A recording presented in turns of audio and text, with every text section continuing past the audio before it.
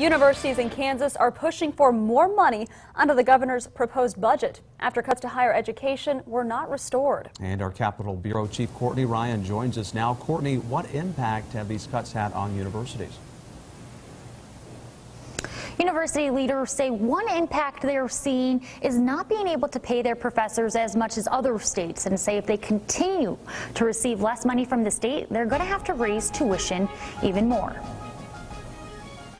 At a campus filled with more than 22,000 students. We're proud of what we have, kind of a classic college experience right there in Manhattan, Kansas. Kansas State University President Richard Myers says the Wildcats are still seeing the effects from the governor's 4% budget cuts. That cut was a big one to all of us. In 2016, Governor Brownback cut $24 million in funding to Kansas public universities, resulting in the loss of about $7 million for K-State. If state support goes away, then tuition has to go up. And have you had to raise tuition? We did last year, yeah. We had, I think it was just under 3% that we had to raise tuition. Aside from raising tuition, Myers says the university has seen a slight decline in enrollment.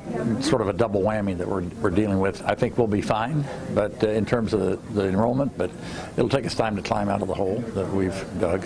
While lawmakers restored some of the money cut last year, they didn't restore it all, which is why university leaders were hoping it would be included in the governor's budget.